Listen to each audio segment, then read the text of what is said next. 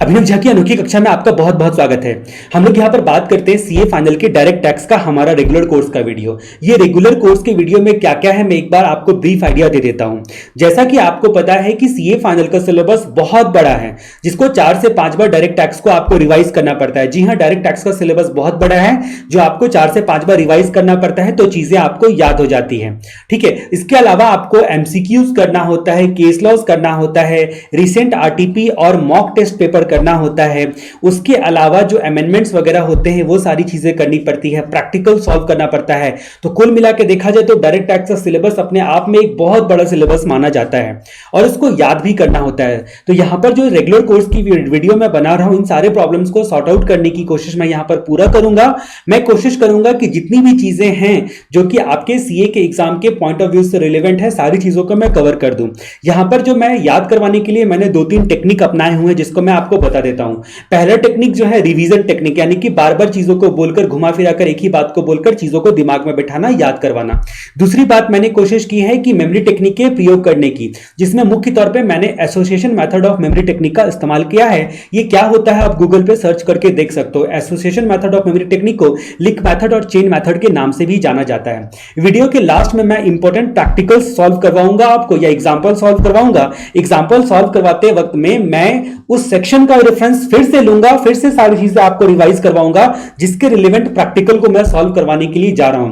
For example अगर मैं 80 JJAA का प्रैक्टिकल या एग्जांपल आपको बता रहा हूं तो उस वक्त मैं 80 JJAA आपको फिर से याद दिलाऊंगा, फिर से सारी चीजें मैं बताऊंगा ताकि चीजें आपको याद हो जाए। ये वीडियो आपको बहुत इंटरटेनिंग लगने वाला है, कहीं पर भी आपको बोरियत का एहसास नहीं होगा। ये वीडियो को मैं अपने अनोखे अंदाज में आपको बताऊंगा, जैसा कि मैंने आपको कहा था अभिनव झा की अनोखी कक्षा, वैसे अनोखे अंदाज में ही मैं आपको बताऊंगा। तो चलिए हम लोग शुरू करते हैं। यहां पर हमारा जो अगला चैप्टर है डिडक्शन चैप्टर। डिडक्शन चैप्टर के बारे में हम लोग चर्चा करने के लिए जा रहे हैं। जैसा कि आपको पता है कि फाइनेंस एक्ट 2020 जो है मई 21 और नवंबर 21 एग्जाम के लिए एप्लीकेबल है। तो ये हमारा वीडियो कौन से एक्ट पर आधारित है? फाइनेंस एक्ट 2020 पर आधारित है। यहां पर जो फाइनेंस एक्ट 2020 का पर जो आधारित है, ये आपका प्रीवियस ईयर कौन सा हो गया? 2021 प्रीवियस ईयर हो गया। ठीक है, प्रीवियस ईयर 2021 हो गया।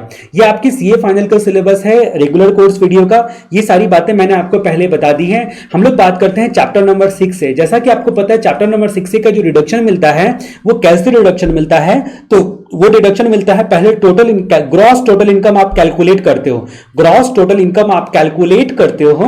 उसके बाद उसमें से चैप्टर 6 का डिडक्शन रिड्यूस करने के बाद टोटल इनकम आता है जिस पर आप टैक्स निकालते हो, टैक्स कैलकुलेट करते हो।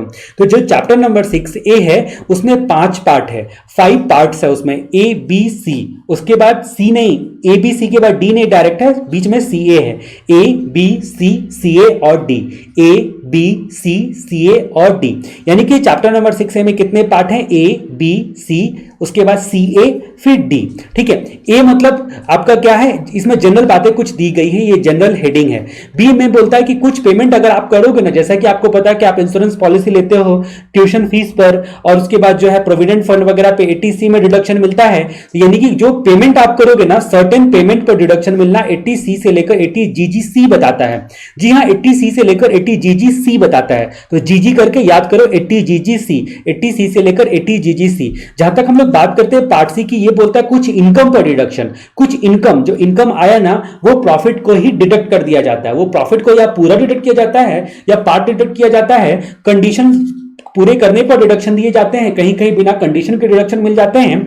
कहीं कहीं क्या होता है कि आपका डिडक्शन आधा 50% प्रॉफिट का मिलता है, कुछ सालों के लिए लिमिटेड मिलता है, कहीं कहीं अनलिमिटेड मिलता है। वो सारी बातें हम लोग यहां पर जानेंगे। सर्टेन इनकम पर, कुछ इनकम पर डिडक्शन मिलना 80H से लेकर 80 RRB में बताया गया है। जी हाँ, 80H से लेकर 80 RRB में बताया गया है। उसके बाद आपका जो है, उसके बाद जो आपका हेडिंग आता है वो हेडिंग आता है 80C के बाद 80CA। 80CA आपको क्या बोलता है कि अदर इनकम पर, अदर इनकम में फिलहाल 2 ही सेक्शन है, 80TTA और TTB है। आपको पता है कि इनकम फ्रॉम अदर सोर्स में जो भी इंटरेस्ट का इनकम होता है उसको आप ऐड करते हो। अगर इंटरेस्ट सेविंग अकाउंट से मिल रहा है, इंटरेस्ट सेविंग अकाउंट से मिल रहा है इंडिविजुअल को जो कि 60 साल से कम का है, लेस देन 60 ईयर्स है, तो उस सिचुएशन में TTA में 10,000 तक का डिडक्शन मिलता है। TTB में सीनियर सिटीजन को 50,000 तक का डिडक्शन मिलता है। सेविंग अकाउंट हो या फिर अदर अकाउंट हो, कहीं पर भी, और टीटीए में केवल सेविंग अकाउंट पर डिडक्शन मिलता है। बहरहाल इसकी चर्चा को हम रोकते हैं क्योंकि टीटीए टीटीबी हम लोग देखने के लिए जा रहे हैं आगे। ये बस पार्ट सी ए में आता है, ये 80 टीटीए टीटीबी पार्ट सी ए में आता है, ये मुझे बताना था। पार्ट डी में आता है 80 यू बोले तो डिसेबिलिटी का सेक्शन ये बताया गया है। जी हाँ, एक आपका 80 डीडीबी है, 80 डीडीबी करके एक सेक्शन है जिसको हम लोग ने नाम दिया है डेडली डिजीज बीमारी। ठीक है, ऐसा बीमार पड़ जाना जिसमें शायद मौत हो जाए, तो डीडीबी। ठीक है, तो ये 80 डीडीबी करके हमने इसका नाम दिया है। अब यहां पर 80 डीडीबी जो आएगा वो इस हेडिंग में आएगा, पार्ट बी में आएगा। ठीक है, तो ये दोनों में लगभग जो है वो बीमारी की चर्चा हम लोग करेंगे कि कौन सी बीमारी है और कैसे कैसे डिडक्शन मिलता है उसके बारे में। तो हम लोग यहां पर जो चर्चा करने के लिए जा रहे हैं वो 5 हेडिंग की चर्चा करने के लिए जा रहे हैं, ए बी सी ए और डी। ठीक है, ए में आपका कुछ सेक्शंस हैं जो कि ए इतना रिलेवेंट नहीं है, जनरल बातें बताई गई है। ठीक है, तो चलिए मैं आपको ए बता ही देता हूं, फिर हम लोग आगे बढ़ेंगे। हम लोग बात करते हैं 80 ए के बारे में। जो पार्ट ए है, चैप्टर 6 ए का पार्ट ए, उसमें 80 ए है। ये कुछ बेसिक बातें बताता है कि टोटल इनकम से डिडक्शन मिलेगा वगैरह वगैरह, कुछ रिलेवेंट नहीं है। ये इंपॉर्टेंट सेक्शन है जो आपके लिए रिलेवेंट है, क्योंकि जब आप लोग हेडिंग सी पढ़ते रहोगे, हेडिंग सी मतलब 80 एच से लेकर 80 आरआरबी, यानी कि कुछ इनकम, यानी कि सर्टेन इनकम पर जो डिडक्शन मिलता है 80 एच से लेकर 80 आरआरबी। ठीक है, 80 आरआरबी में, तो यहां पर जो आपको रिलेवेंट के लिए 80 एसी बोलता है, पार्ट ए का 80 एसी बोलता है कि टाइम पर रिटर्न डाला तभी हेडिंग नंबर सी का डिडक्शन मिलेगा। जी हां, सेक्शन 139 सब सेक्शन 1 के हिसाब से टाइम पर रिटर्न डाला तो ही ये 80 एच से लेकर 80 आरआरबी का डिडक्शन मिलेगा। ठीक है, ये बात बताता है। 80 बी कुछ बेसिक डिफिनेशंस की चर्चा करता है। 80 डबल ए कहता है कि ग्रॉस टोटल इनकम में जो इनकम इंक्लूड है ना, उसी पर केवल चैप्टर 6 ए का रिडक्शन मिलेगा। ग्रॉस टोटल इनकम में अगर इंक्लूड है ना, तभी उस पर चैप्टर 6 ए का रिडक्शन मिलेगा, ये 80 डबल ए बोलता है। तो बहरहाल यहां पर मैं 80 एसी आपको फिलहाल याद रखने के लिए बोल रहा हूं, क्योंकि हेडिंग सी का जो सर्टेन डिडक्शन है, सर्टेन इनकम पर डिडक्शन है, एच और आरआरबी वाला, वो डिडक्शन तभी मिलेगा जब टाइम पर रिटर्न डाला गया है। ठीक है, पार्ट सी ए बोलता है अदर इनकम के बारे में, टीटीए और टीटीबी 80 का आपने देखा। पार्ट डी बोलता है 80 यू, वहां पर एक लौता सेक्शन बच गया, 80 यू डिसेबिलिटी वाला सेक्शन। ठीक है, उसका डिडक्शन मिलेगा। तो चलिए हम लोग चर्चा करते हैं पार्ट सी के, पार्ट बी के बारे में। पार्ट ए के बारे में मैंने आपको आइडिया दे दिया, पार्ट बी हम लोग डिटेल में देखेंगे, पार्ट सी हम लोग डिटेल में देखेंगे। पार्ट ए में बोला कि 80 ए बोला कुछ बेसिक बातें, 80 डबल ए बोला ग्रॉस टोटल इनकम में इनकम इंक्लूड है तभी डिडक्शन दे दो। 80 एसी बोलता है कि हेडिंग सी वाले को रिटर्न टाइम पे डाला तभी डिडक्शन मिलेगा, और 80 बी कुछ डेफिनेशंस के बारे में बताता है। हम लोग बात करते हैं पार्ट बी के बारे में, जो कि सर्टेन पेमेंट के रिस्पेक्ट में बताता है, 80 सी से लेकर 80 जीजीसी के बारे में। तो जी हां, चलिए हम लोग यहां पर बात करते हैं। जैसा कि आपको पता है कि जो 80 सी है उसमें बहुत लंबा चौड़ा लिस्ट है। यहां पर लिस्ट के सारे आइटम्स की हम लोग चर्चा करने के लिए जा रहे हैं। जनरली आपको पता है होता है रिटर्न वगैरह फाइल करते वक्त में कि आपको जो एलआईसी पॉलिसी वगैरह सब लिया है भाई साहब, उसका डिडक्शन मिलेगा, प्रोविडेंट फंड का डिडक्शन मिलेगा, ट्यूशन फीस का डिडक्शन मिलेगा, और बेसिक बातें छोटी मोटी पता होती है। लेकिन यहां पर लिस्ट के सारे आइटम्स के बारे में हम लोग एक आइडिया लेंगे। लिस्ट का सारा आइटम मैं यहां पर आपको बताऊंगा।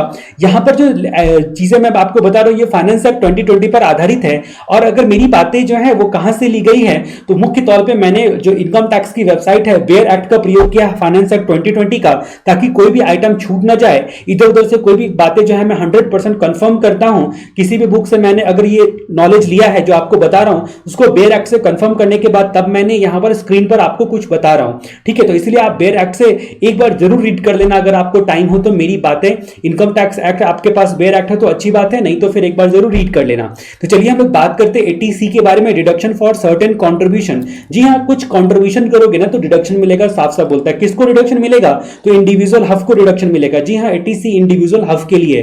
किसको डिडक्शन मिलेगा? तो इंडिविजुअल हफ को डिडक्शन मिलेगा। कितना डिडक्शन मिलेगा? तो 80C अकेला बोलता है कि मेरे को अकेला, मेरे में अकेला डिडक्शन लेने का है ना तो 1.5 लाख तक ही डिडक्शन मिलेगा। 80C भी बोलता है, ये लिमिट बाद में 80CCE में भी बताई गई है कि कुछ 3 सेक्शन को जोड़कर टोटल डिडक्शन 1.5 लाख से एक्सीड नहीं करना चाहिए। तो इंडिविजुअली भी 80C 1.5 लाख की सीमा बोलता है, और CCE भी 80C के बारे में बोलता है कि उसको मिलाकर बेटा 1 लाख 1.5 लाख से एक्सीड नहीं करना चाहिए, 1.5 लाख से एक्सीड नहीं करना चाहिए। तो 1.50 लाख तक डिडक्शन मिलेगा, सॉरी 1.50 तक डिडक्शन मिलेगा।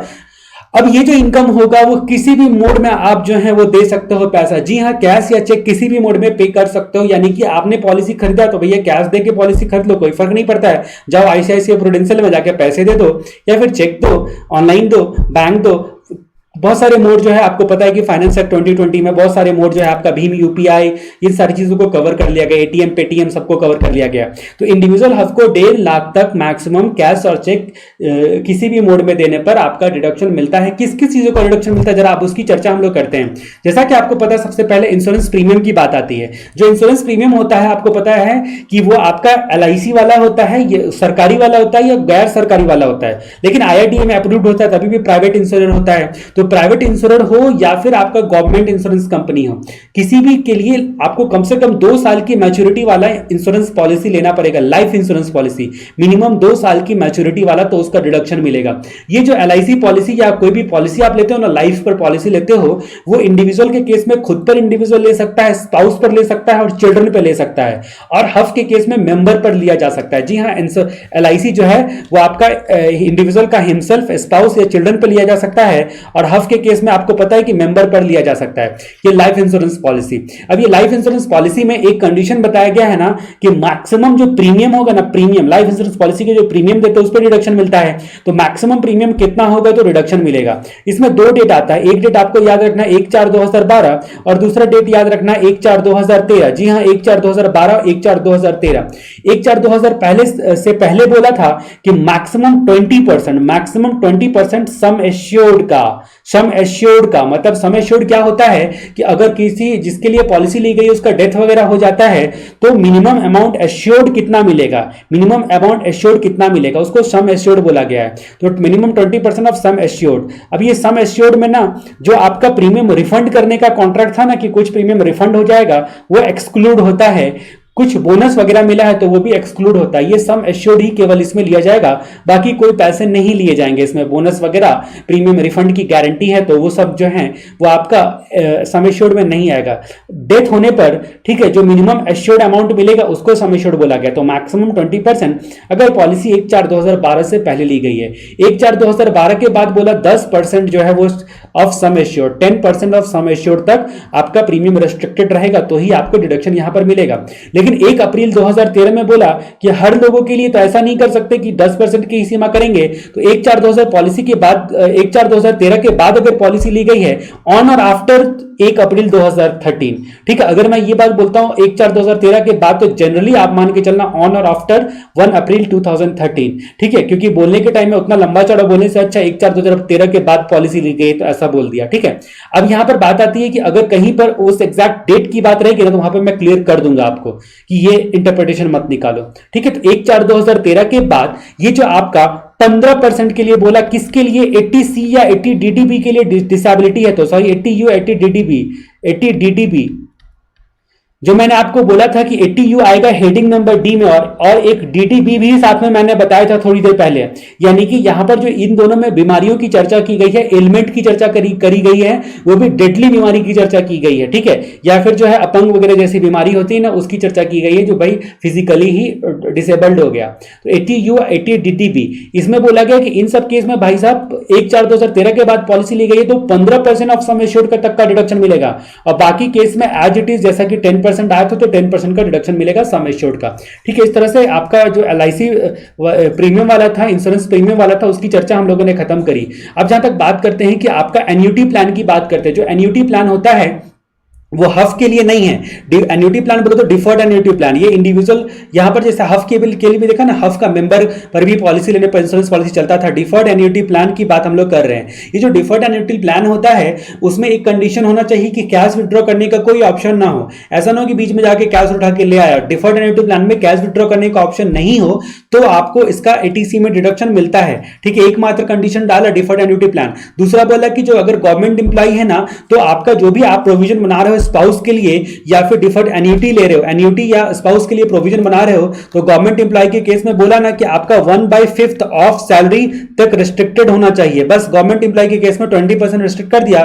बाकी अदर के केस में बोला कि जी हां, आप अदर के केस में बोला कि आप डिफर्ड एन्युटी प्लान पर एटीसी में डिडक्शन ले सकते हो। फिर जहां तक हम लोग बात करते हैं प्रोविडेंट फंड में कंट्रीब्यूशन, इंडिविजुअल कंट्रीब्यूशन करता है प्रोविडेंट फंड एक्ट के तहत या सेंट्रल गवर्नमेंट के द्वारा नोटिफाइड किसी स्कीम के तहत, प्रोविडेंट फंड का डिडक्शन एटीसी में कवर करेगा ही। जाएगी, चाहे वो आपका क्या बोलते हैं सेंट्रल गवर्नमेंट नोटिफाइड स्कीम के तहत प्रोविडेंट फंड है, नहीं तो आपका एक्ट के तहत जो है वो है। उसके बाद रिकॉग्नाइज प्रोविडेंट सुपर एनुएशन फंड और डिपॉजिट, इसकी बात हम लोग करते हैं। जी हाँ, प्रोविडेंट फंड की बात करते हैं तो यहां पर क्या बोला गया कि आपका recognise provident fund, superannuation fund और डिपॉजिट स्कीम या फिर सेंट्रल गवर्नमेंट का नोटिफाइड सिक्योरिटीज, जी ये हाँ, ये डिपॉजिट स्कीम भी सेंट्रल गवर्नमेंट का नोटिफाइड हो या सिक्योरिटीज जो है वो खरीदा है वो भी सेंट्रल गवर्नमेंट का नोटिफाइड हो, तो जी हाँ, recognise provident fund, approved superannuation fund और सेंट्रल गवर्नमेंट का नोटिफाइड डिपॉजिट और सिक्योरिटी पर एटीसी में रिडक्शन मिलता है। ठीक है, ये बात आपने जाना। अब जहां तक बात करते हैं कि गवर्नमेंट नोटिफाइड बहुत सारी चीजों पर रिडक्शन मिलता है, जिसको हमने बोला कि सीधा सीधा आप बोल सकते हो गवर्नमेंट नोटिफाइड स्कीम।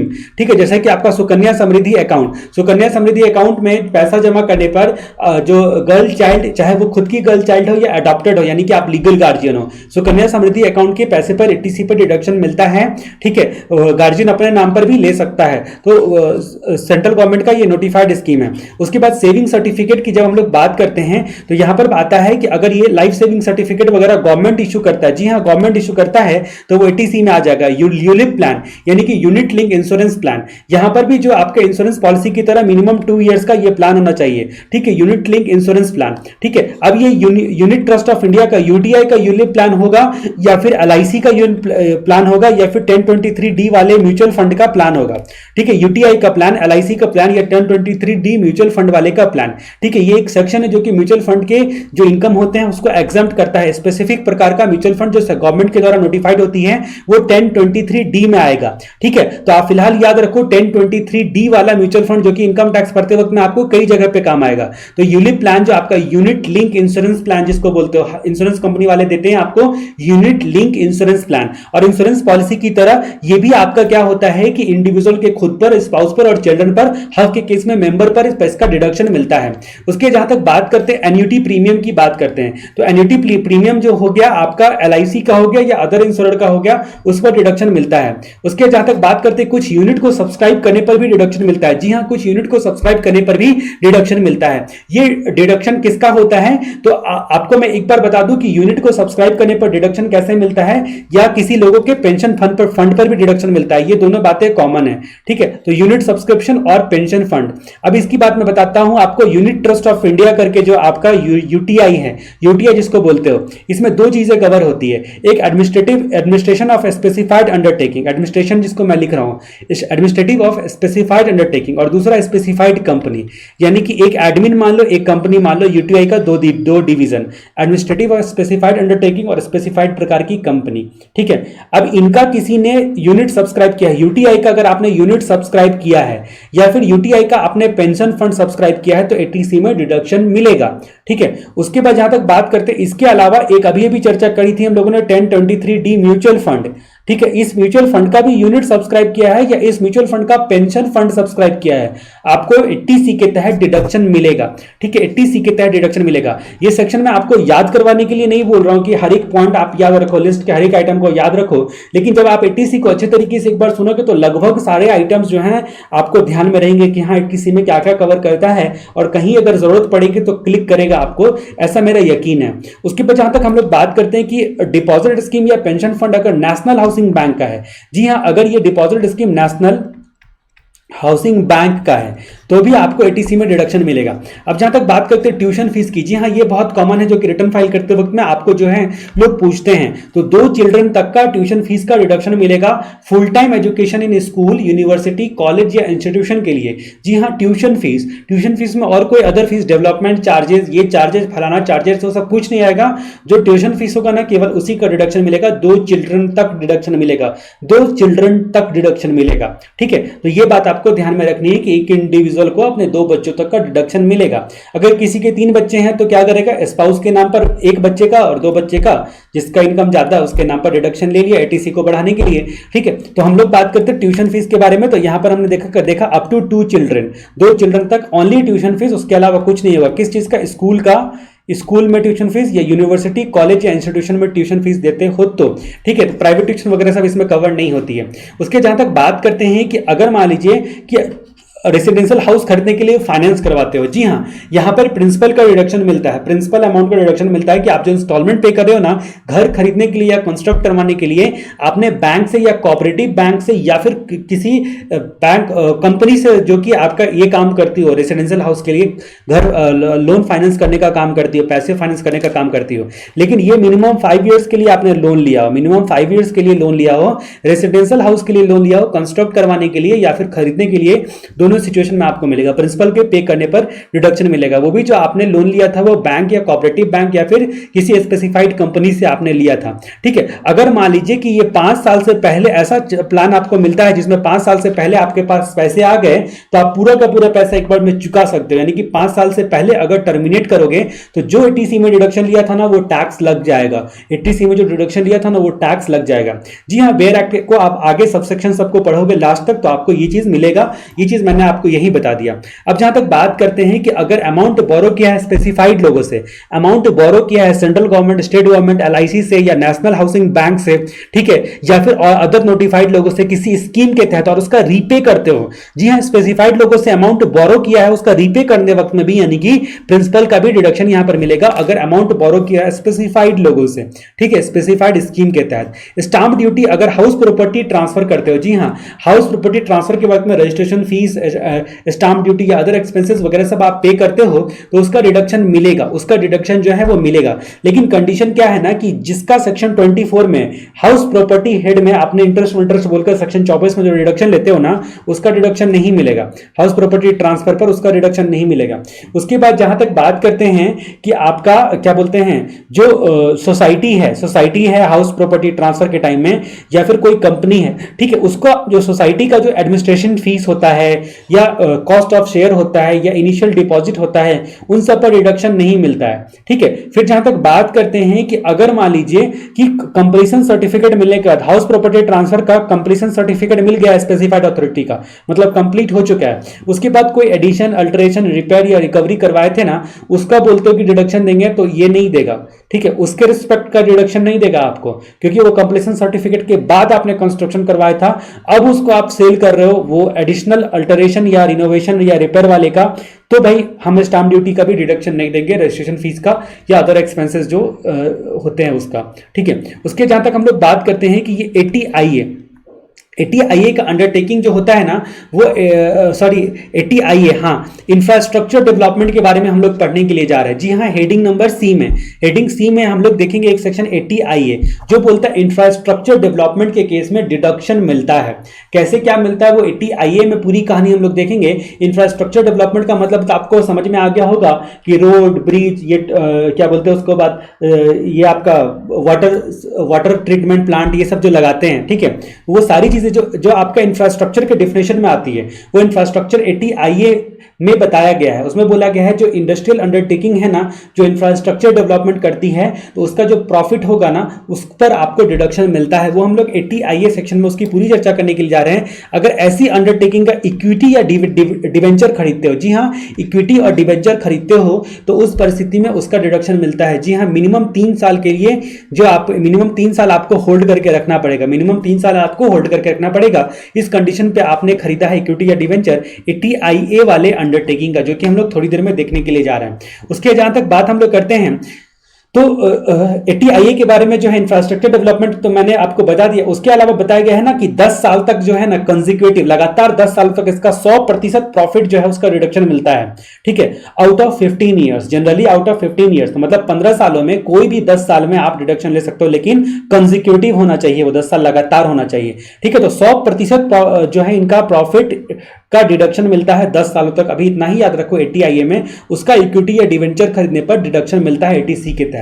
फिर जहां तक बात करते हैं कि आपका जो म्यूचुअल फंड होता है उसका सब्सक्रिप्शन, म्यूचुअल फंड होता है उसका सब्सक्रिप्शन, जी हां, बोर्ड नोटिफाइड जो सेक्शन 1023D होता है, ठीक है, तो उसके यूनिट का सब्सक्रिप्शन हम लोगों ने पहले देख लिया था। लेकिन अगर इसका कुछ एलिजिबल इश्यू है, ठीक है, उस यूनिट का सब्सक्रिप्शन के अलावा, इसके पेंशन फंड के सब्सक्रिप्शन के अलावा एलिजिबल कुछ इश्यू हैं तो उसका भी डिडक्शन मिलता है, ठीक है, अलग अलग जगह पर बताई गई है बातें, इसीलिए अलग अलग ऑर्डर में आपको मिल रहा है। बाकी पीछे की चीजें जो है वो भी आपको ध्यान में रखना है। उसके जहां तक हम लोग बात करते हैं कि जो टर्म डिपॉजिट होता है वो शेड्यूल बैंक का मिनिमम 5 सालों का, जी हाँ, टर्म डिपॉजिट मिनिमम 5 सालों का करोगे तो उस सिचुएशन में डिडक्शन मिलता है। मिनिमम 5 सालों का जो टर्म डिपॉजिट करोगे तो एफडी पर डिडक्शन लेने के लिए जाते हैं बहुत लोग, लेकिन उनका जो टेन्योर चूज करते हैं वो 5 साल से कम चूज करते हैं और एटीसी में बोलते हैं क्लेम करना गलत है। मिनिमम 5 सालों का जो है आपका डिपॉजिट होना चाहिए। उसके बाद नाबार्ड का बॉन्ड, जो आपका क्या बोलते हैं नाबार्ड बैंक होता है एग्रीकल्चर एंड रूरल वाला, उसका जो बॉन्ड खरीदते हो उस पर भी डिडक्शन मिलता है। फिर मिनिमम 5 ईयर्स का सेविंग सर्टिफिकेट या टाइम डिपॉजिट, मिनिमम 5 ईयर का जो सेविंग सर्टिफिकेट सीनियर सिटीजन का होता है या पोस्ट ऑफिस का टाइम डिपॉजिट होता है, ठीक है। तो ये senior citizen saving scheme, senior citizen, ठीक है, या फिर जो आपका टाइम डिपॉजिट होता है उस पर डिडक्शन मिलता है, लेकिन 5 सालों का होना चाहिए। 5 साल से पहले विड्रॉ किया तो विड्रॉ वाले प्रीवियस ईयर में जो डिडक्शन लेगा था वो टैक्सेबल हो जाएगा, ठीक है। अब जहां तक बात करते हैं कि ये फाइनेंस एक्ट 2020 ने बोला गवर्नमेंट एम्प्लॉय के लिए, ठीक है, यहां पर बोलता है कि मिनिमम 3 सालों के लिए government employ central government specified account का पेंशन स्कीम ले सकता है, पेंशन स्कीम ले सकता है। तो मिनिमम 3 साल वाला जो पेंशन स्कीम है सेंट्रल गवर्नमेंट का स्पेसिफाइड, मिनिमम 3 इयर्स वाला वो ले सकता है। तो इस तरीके से 80C लिस्ट की हम लोगों ने चर्चा समाप्त की। यहां पर मैंने आपको बहुत सारी बातें जो है वो बताई। उम्मीद करता हूं कि आराम से एक बार जो है ये 80C सेक्शन को आप देख लोगे। इसमें मैंने सबसे पहले लाइफ इंश्योरेंस की चर्चा की, फिर डिफर्ड एन्युटी प्लान बताया, फिर प्रोविडेंट फंड बताया, सेंट्रल गवर्नमेंट नोटिफाइड या फिर प्रोविडेंट फंड एक्ट वाला, recognised provident fund, approved superannuation fund, ठीक है, और central government notified deposit security बताया। फिर सेंट्रल गवर्नमेंट नोटिफाइड स्कीम के तहत पैसा जमा करना, सेविंग सर्टिफिकेट गवर्नमेंट का, यूलिप प्लान के बारे में बताया, एन्युटी प्लान के बारे में बताया, कुछ यूनिट या पेंशन फंड अगर यूटीआई या फिर 1023D वाले का सब्सक्राइब करते हैं उसके बारे में बताया। उसके बाद डिपॉजिट जो नेशनल हाउसिंग बैंक वाला बताया, ट्यूशन फीस बताया 2 बच्चों तक स्कूल कॉलेज में। उसके बाद जो है रेसिडेंशियल हाउस के बारे में बताया, लोन लिया तो 5 सालों के लिए मिनिमम होना चाहिए, ठीक है, उसमें कुछ चीजें एक्सक्लूड करके भी बताया। अमाउंट बोरोड अगर स्पेसिफाइड लोगों से किया था तो भी आपका रिपेमेंट करते हुए डिडक्शन मिलेगा। Stamp duty house property transfer करते वक्त में भी। उसके बाद 80IA वाले अंडरटेकिंग का इक्विटी डिवेंचर खरीदा तो, म्यूचुअल फंड का सब्सक्रिप्शन किया तो नोटिफाइड इशू का। उसके बाद टर्म डिपॉजिट मिनिमम 5 सालों के लिए, नाबार्ड का बॉन्ड खरीदा मिनिमम 5 सालों के लिए, सीनियर सिटीजन सेविंग स्कीम में पैसा जमा किया या टाइम डिपॉजिट में, या गवर्नमेंट एम्प्लॉय के केस में बोला कि सेंट्रल गवर्नमेंट अकाउंट में मिनिमम 3 सालों के लिए पैसा जमा करोगे तो डिडक्शन मिलेगा, ठीक है। ये बातें हम लोगों ने देखी। अब एक सेक्शन था 80CC करके, वो बोलता है कि आपका 1996 में डिलीट कर दिया गया, जहां पर बोला गया था कि कुछ नए शेयर में इन्वेस्ट करने पर ना डिडक्शन मिलेगा, उसको हटा दिया गया। 80CC करके भी सेक्शन था जिसमें बोला था national saving scheme deferred annuity plan, जो कि 1992 में ही हटा दिया गया था 1 अप्रैल को। लेकिन कुछ चीजें जो है ना इनकम टैक्स की वेबसाइट पे अभी भी है, क्योंकि कुछ लोग अगर उस सेक्शन का रेफरेंस लेकर डिडक्शन क्लेम करते हैं अभी भी तो उसको काम आए। तो ये सारे जो सेक्शंस हैं, कुछ सेक्शंस जो हैं आपके 80CC भी आप देखोगे तो इनकम टैक्स की वेबसाइट पे बेयर एक्ट वगैरह सब में दिया गया रहता है। लेकिन बाकी चीजें ज्यादा से ज्यादा चीजें 80CE में कवर कर ली गया, एक सेक्शन में ही कवर कर लिया गया, इसलिए इन सबको हटा दिया गया। उसके बाद इक्विटी लिंक सेविंग स्कीम जो है वो भी 1992 में समाप्त कर दिया गया, लेकिन इनकम टैक्स की वेबसाइट पे दिया गया है CCB सेक्शन। यानी कि ये तीनों सेक्शन मैंने आपको बताया सिर्फ जानकारी के लिए, इससे कोई आपको लेना देना नहीं है। बस एक सेक्शन ये जो डिलीट हुआ ये 1992 में डिलीट हुआ, ये भी 1992 में डिलीट हुआ, और ये 1996 में जाकर डिलीट हुआ था, ठीक है। तो 1996 में डिलीट हुआ था। तो ये सारी बातें हम लोगों ने देखी कि ये तीनों सेक्शन जो डिलीट हो चुके हैं। उसके अलावा 80C हम लोगों ने काम का सेक्शन देखा। अब 80CCC की बात करते हैं। ये बोलता है कि अगर मान लीजिए कि कुछ पेंशन फंड में पैसा जमा करते हो, अगर इंडिविजुअल LIC या अदर इंश्योरर के पेंशन फंड में डिपॉजिट करता है तो 1.5 लाख तक का डिडक्शन मिलेगा। कुछ स्पेसिफाइड पेंशन फंड के बारे में बोला कि इंडिविजुअल को बोला कि अगर अपने लिए आप LIC या अदर इंश्योरेंस का पेंशन फंड खरीदते हो, इंश्योरेंस कंपनी का पेंशन फंड, तो 80CCC में डिडक्शन ले सकते हो। इंश्योरेंस कंपनी का पेंशन फंड, वहां पर क्या बोला था कि जो पेंशन फंड था आपका प्रोविडेंट, जो आपका पेंशन फंड था ये प्रोविडेंट फंड था वहां पर, ठीक है। तो पेंशन फंड का डिडक्शन जो है 80CCC में यहां पर ले सकते हो। Contribution to certain pension fund, LIC या अदर इंश्योरर का, इंश्योरेंस कंपनी का किसी का भी LIC का पेंशन फंड होगा तो 1.5 लाख तक का डिडक्शन मिलेगा। 1.5 लाख तक का डिडक्शन मिलेगा, ये सब्जेक्ट टू 80CCE होता है। 80CCE क्या बोलता है? 3 सेक्शन के बारे में, जिसमें एक आता है 80C, दूसरा आता है 80CCC और तीसरा आता है 80CCD। का सबसेक्शन 1, तो सी, सीसीसी और सीसीडी का सबसेक्शन 1, इस तीनों में बोला कि जो तीनों को मिला के अगर बोला जाए तो 1.5 लाख तक का डिडक्शन एक्सीड नहीं करेगा ये तीनों सबसेक्शन। तो यानी कि आपने देखा एक 80C भी देख लिया है, 80CCC पेंशन फंड बारे में भी देख लिया कि LIC अदर इंश्योरेंस का तो 1.5 लाख तक का डिडक्शन मिलेगा। अब हम लोग कहानी को आगे बढ़ाते हैं, हम बात करते हैं अगले कहानी की तरफ जो बोलता है 80CCD के बारे में। जी हाँ, ये सेक्शन मैं आपको कंप्लीट डिटेल में बताने के लिए जा रहा हूँ। 80CCD जरा ध्यान दीजिएगा। 80CCD तो मान के चलो कि 80CCD जो एक ये जो सेक्शन है इसके लिए न्यू पेंशन स्कीम, एक प्रकार का ये न्यू पेंशन स्कीम ट्रस्ट है। ये ट्रस्ट का पूरा पैसा जो भी कमाएगा ना वो इनकम एग्जेम्प्ट होगा। एनपीएस ट्रस्ट का सारा इनकम एग्जेम्प्ट होता है, चाहे किसी भी हेड का इनकम, किसी भी नाम से इनकम कमाया। 10 का 44 सबसेक्शन न्यू पेंशन स्कीम वाला जो ट्रस्ट है उसका पूरा पैसा एग्जेम्प्ट करता है जो सेंट्रल गवर्नमेंट नोटिफाइड स्कीम के तहत बना है। तो ये सेक्शन 10 का 44 में इनका ट्रस्ट का पूरा इनकम, ट्रस्ट एनपीएस का पूरा इनकम जो है, एनपीएस इनकम जो है पूरा का पूरा एग्जेम्प्ट होता है। ठीक है, अब जहां तक बात करते हैं कि तो टैक्स का कंडीशन कब उठता है, तो टैक्स का कंडीशन उठता है जब आप पैसा बांटोगे तो पैसा कमाने टाइम में पूरा एग्जेम्प्ट, लेकिन पैसा देने टाइम में जिसको दिया उसको टर्मिनल या मैच्योरिटी पर बोलो तो आगे टैक्सेबिलिटी का क्राइटेरिया होगा। तो 3 स्टेप में हम लोग काम करेंगे, पढ़ेंगे इसको। पहले टैक्सेबिलिटी का स्टेप, डिडक्शन का, एग्जेम्पशन का, उसके बाद टैक्स का, डिडक्शन, एग्जेम्पशन और टैक्स। डिडक्शन ये हमारा चर्चा करने का सब्जेक्ट है 80CCD का डिडक्शन। ठीक है, डिडक्शन। फिर हम लोग देखेंगे एग्जेम्पशन और टैक्स। एग्जेम्पशन के बारे में मैं आपको बता दूं कि ये जो आपका जो न्यू पेंशन स्कीम है, ठीक है, मान लीजिए आपने एनपीएस में पैसा लगाया है, ये मैच्योर होने के लिए जा रहा है आज से 4 साल के बाद, मान लीजिए 5 साल के बाद मान लीजिए मैच्योर होने के लिए जा रहा है।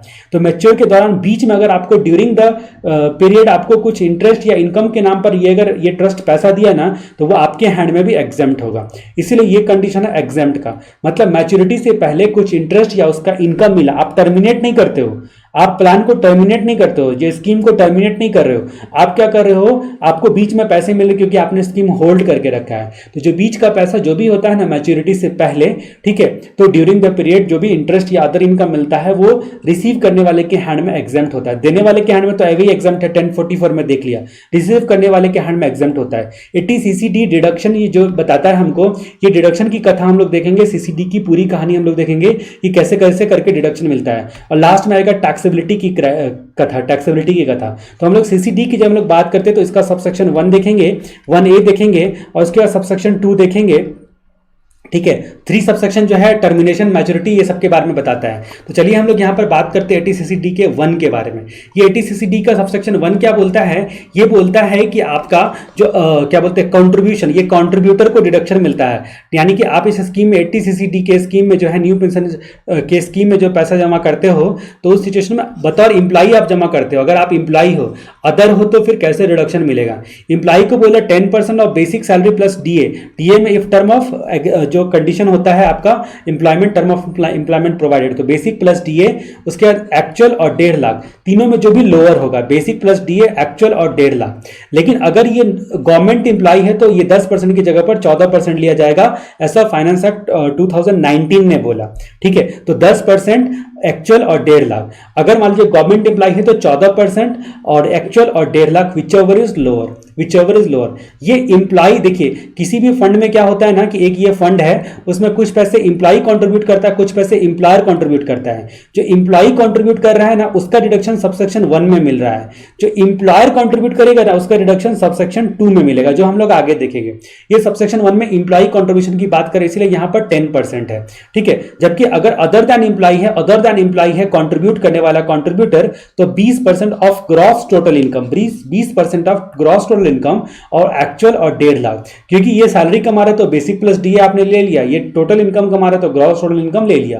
ठीक है, अब यहां पर 20% क्यों आया, ये आपको नाइंसाफी लग रही है तो आपको थोड़ी देर पहले बाद जब आप देखोगे कि इंप्लॉयर को रिडक्शन मिलता है सबसेक्शन 2 में, ठीक है, तो उसको भी 10% दिया, उसको भी 10% रिडक्शन दिया है, इसलिए 10 और 10 मिला के 20% हो गया। तो यहां पर डायरेक्ट 20% लिखा हुआ है। गवर्नमेंट एम्प्लॉय के केस में 14% है। जी हां, गवर्नमेंट एम्प्लॉय के केस में 14% है। तो 10% of basic plus DA if term of employment provided, actual और 1.5 लाख व्हिचएवर इज लोअर का डिडक्शन मिलेगा। ठीक है, तो कंट्रीब्यूटर में इंप्लॉय कंट्रीब्यूटर है तो इतना डिडक्शन, और अदर देन इंप्लॉय कंट्रीब्यूटर है तो 20% of gross total income, actual और 1.5 लाख। ठीक है, तो ये बात 80CCD का सबसेक्शन 1 बताता है। उम्मीद करता हूं कि आपको समझ में आ गया होगा। उसके बाद एक चीज मैं आपको याद दिला दूं कि जब भी इंप्लॉय कंट्रीब्यूट करता है, जब भी इंप्लॉय कंट्रीब्यूट करता है तो इंप्लॉय के हैंड में पहले वो इनकम माना जाता है 224 सबसेक्शन में। मतलब मैं इंप्लॉय हूं आपकी कंपनी में, मैंने आपको कुछ कंट्रीब्यूट किया तो उसका मतलब वो पहले आपका इनकम कहलाएगा। फिर आप उस पार्टिकुलर अकाउंट में जाकर रिटर्न फाइल करने के डेट से पहले उसको जमा कर दिए मेरे दिए हुए पैसे को, तो आपको डिडक्शन मिल जाएगा आपके प्रॉफिट एंड लॉस अकाउंट में।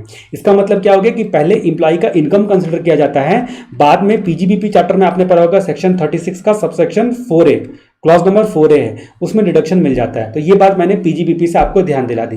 तो इंप्लॉय के केस में 10% of basic plus DA actual और 1.5 लाख, सरकारी इंप्लॉय है तो 14% बेसिक प्लस डीए एक्चुअल और 1.5 लाख विचेवर जोर का डिडक्शन मिलता है। उसके बाद अदर के केस में 20% of gross total income actual और 1.5 लाख का डिडक्शन मिलता है। ठीक है, यहां तक तो हम लोग जो चर्चा कर ली। अब हम लोग बात करते हैं किसके बारे में, अब हम लोग बात करते हैं इंप्लॉयर्स के बारे में। तो इंप्लॉयर्स के बारे में जब हम लोग बात करते हैं तो इंप्लॉयर्स के केस में ये देखिए आपका क्या बोलते हैं उसको, यहाँ पर 10% बेसिक प्लस डीए, ठीक है, और एक्चुअल 10% और बेसिक प्लस डीए और एक्चुअल, ठीक है, दोनों में जो भी लोअर होगा उसका रिडक्शन मिलेगा। 10% of basic plus DA plus actual का रिडक्शन मिलेगा। अगर गवर्नमेंट एम्प्लॉय है तो 14%, गवर्नमेंट एम्प्लॉय है तो 14%। ठीक है, तो इस तरह से आपने देखा कि यहां पर भी 1.5 लाख की सीमा को रेस्ट्रिक्ट करने की कोशिश की गई है कि इंडिविजुअल के केस में। ठीक है, अब यहां पर हम लोग बात करते हैं कि एक सेक्शन आता है 1B, ये बोलता है जो कंट्रीब्यूटर होगा ना वो एक्स्ट्रा 50,000 का डिडक्शन ले सकता है। जी हाँ, वो 1.5 लाख के एडिशन में या वो भी विचेवर लोअर जो भी है उसके एडिशन में 50,000 तक का और दिया कि एनपीएस में पैसा और लगाओ और लगाओ और लगाओ। ठीक है, तो बोला कि 50,000 तक का डिडक्शन और क्लेम कर सकते हो ये 1B क्लॉज में। और ये सब्जेक्ट टू 1.5 लाख का भी लिमिट नहीं होगा, 80 सीसीई का भी सब्जेक्ट नहीं है ये तुम्हारा, उससे भी बाहर है, उसके फंदे से भी बाहर है, 80 सीसीई के फंदे से भी बाहर है, और 1.5 लाख वाला जो लिमिट है उसके फंदे से भी बाहर है। एडिशनल 50,000 का तुमको डिडक्शन मिल जाएगा कि इस स्कीम में और पैसा लगाते हो तो एडिशनल 50,000 का 1B सेक्शन में डिडक्शन मिल जाएगा। ठीक है, उसके जहां तक बात करते हैं कि एक सेक्शन 10 का सबसेक्शन 13 का क्लॉज नंबर V है, सेक्शन 10 का 13, ये बोलता है ना कि अगर सुपर एनुएशन फंड का पैसा अगर न्यू पेंशन स्कीम में ट्रांसफर किया जाता है तो क्या बोलते हैं उसको स्कीम के तहत और सेंट्रल गवर्नमेंट नोटिफाइड मैनर में, तो उस सिचुएशन में वो टैक्स नहीं लगेगा उस पर। एक स्कीम में यानी कि एनपीएस में पैसा ट्रांसफर करते हो तो इस ट्रांसफर करने पर टैक्स नहीं लगेगा। सुपर एनुएशन फंड का पैसा अगर न्यू पेंशन स्कीम ट्रस्ट में ट्रांसफर करते हो, एनपीएस स्कीम में ट्रांसफर करते हो, तो एक स्कीम से दूसरे स्कीम में पैसा ट्रांसफर करना। तो हम लोगों ने यहां पर दो बातें देख ली। ठीक है, एक मैंने आपको बता दिया डिडक्शन, जिसमें मैंने आपको सीसीडी का 1, सीसीडी का 1A और 2 बताया। उसके बाद एग्जम्पशन बताया जहां पर बोला कि बीच में कोई भी पैसा मिलेगा इंटरेस्ट या अदर इनकम के नाम पर वो एग्जम्प्ट होगा। अब हम लोग टैक्स की बात करते हैं। अब हम लोग टैक्स की जब हम लोग बात करते हैं तो टैक्स का क्राइटेरिया हम लोग देखते हैं। ठीक है, अब टैक्सेबिलिटी होता है किसके हैंड में टैक्स होगा, जिसको मिलेगा या तो वो आपका नॉमिनी होगा या आपका कंट्रीब्यूटर होगा, या नॉमिनी होगा या कंट्रीब्यूटर होगा। जहां तक बात करते हैं कि नॉमिनी के हैंड में अगर मान लीजिए कि आपका अकाउंट क्लोज हो गया या ऑप्ट आउट हो गया कंट्रीब्यूटर के डेथ की वजह से, तो पूरा का पूरा एग्जम्प्टेड होगा। नॉमिनी के हैंड में बोला कि अगर मान लीजिए डेथ रीजन है ना तो पूरा का पूरा 100% एग्जम्प्ट होगा। नहीं तो नॉमिनी के हैंड में जो रिसीव करेगा ना, अगर कंट्रीब्यूटर का डेथ नहीं हुआ है तो पूरा का पूरा टैक्सेबल होगा। तो नॉमिनी के हैंड में टैक्स या कंट्रीब्यूटर के हैंड में टैक्स हम लोगों ने देख लिया। ठीक है, सॉरी, कंट्रीब्यूटर के हैंड में टैक्स अभी हम लोग देखते हैं। नॉमिनी को मिला तो 100% टैक्स, अगर कंट्रीब्यूटर जिंदा है फिर भी नॉमिनी ने लिया तो पूरा का पूरा टैक्स। उसके बाद जो अगर कंट्रीब्यूटर यानी कि इंप्लॉय हो या नॉन इंप्लॉय हो उसकी डेथ हो गई, तब अकाउंट क्लोज या ऑप्ट आउट हुआ है, तो कंट्रीब्यूटर के हैंड में पूरा का पूरा एग्जम्प्टेड हो जाए, सॉरी, नॉमिनी के हैंड में पूरा का पूरा एग्जम्प्टेड हो जाएगा। तो नॉमिनी के हैंड में 100% टैक्स अगर कंट्रीब्यूटर जिंदा है, कंट्रीब्यूटर मर चुका तो फिर नॉमिनी के हैंड में पूरा का पूरा एग्जम्प्ट। ये दो ही कंडीशन आता है जो कि आसान है।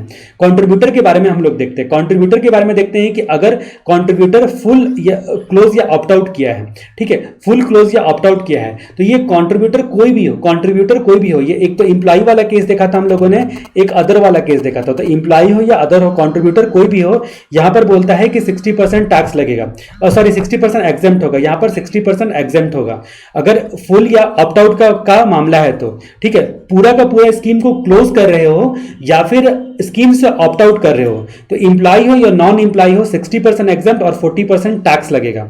ठीक है, क्या ये 40% टैक्स को बचाने का कोई उपाय है? दोबारा से पैसा इन्वेस्ट कर दो। ठीक है, एन्युटी प्लान में री इन्वेस्ट कर दो इस पैसे को, तो ये 40% भी एग्जम्प्टेड हो जाएगा। यूं तो बोला कि इंप्लॉय या अदर हो, अगर पूरा का पूरा क्लोज कर देते हो स्कीम को या पूरा का पूरा ऑप्ट आउट कर देते हो स्कीम से, ठीक है, तो उस सिचुएशन में आपका क्लोज हुआ या ऑप्ट आउट हुआ 60% ही एग्जेम्प्ट होगा, 40% टैक्सेबल हो जाएगा। लेकिन ये 40% का पैसा अगर री इन्वेस्ट कर देते हो एन्युटी प्लान में तो ये 40% भी टैक्स नहीं लगेगा, बचा सकते हो। तो 40% टैक्स लगेगा एक्सेप्ट री इन्वेस्ट किया एन्युटी प्लान में, ठीक है। तो ये 60% एग्जेम्प्ट करने के लिए बोला 10 का 12A कि ये 60% जो है एग्जेम्प्ट हो जाएगा, सेक्शन 10 का 12A बोलता है ये बात। उसके बाद अगर पार्शियल विड्रॉ करता है, पूरा का पूरा स्कीम आप क्लोज नहीं करते हो, बीच में आप पार्शियल विड्रॉ करते हो, तो उस सिचुएशन में इंप्लाई है या अदर देन इंप्लाई है, कहानी बदल जाएगा। अदर देन इंप्लाई है तो 100% टैक्स लगेगा, जी हाँ, फुली टैक्सेबल हो जाएगा। अदर देन इंप्लाई है तो फुली टैक्सेबल हो जाएगा।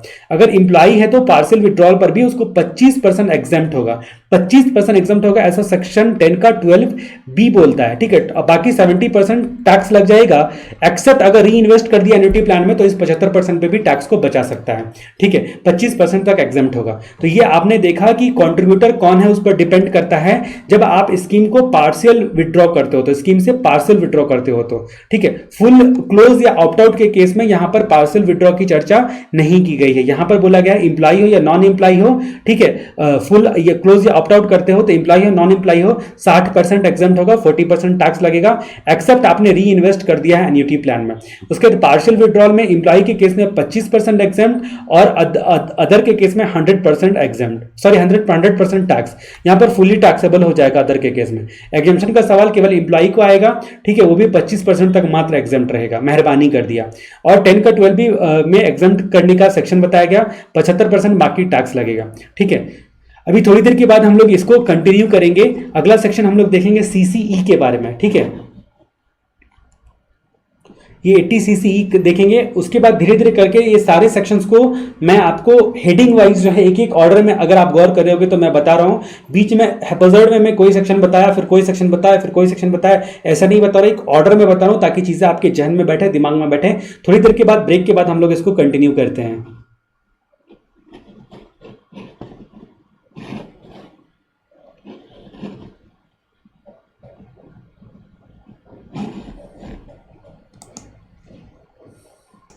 हम लोग यहाँ पर बात करते हैं आगे के बारे में 80 CCE। यहाँ पर हम लोग बात करते हैं लिमिट ऑफ सर्टेन डिडक्शन, कुछ डिडक्शन का लिमिट। तो 80C जहाँ पर हम लोगों ने बहुत सारी चीज़ें देखी, जिसमें हम लोगों ने एक लिस्ट देखा था, जिस लिस्ट में बहुत सारी कहानी देखी थी जिसका डिडक्शन मिलता है। CCC में हम लोगों ने देखा था पेंशन फंड का। पेंशन फंड बोलो तो किसको बोला गया पेंशन फंड? तो जिसमें आप पैसा जमा करते हो LIC में या अदर इंश्योर्ड के पेंशन फंड में, तो उस सिचुएशन में आपको 1.5 लाख तक का डिडक्शन मिल जाएगा, ठीक है। उसके बाद CCD सबसेक्शन 1, CCD सबसेक्शन 1 किसको बोलता था?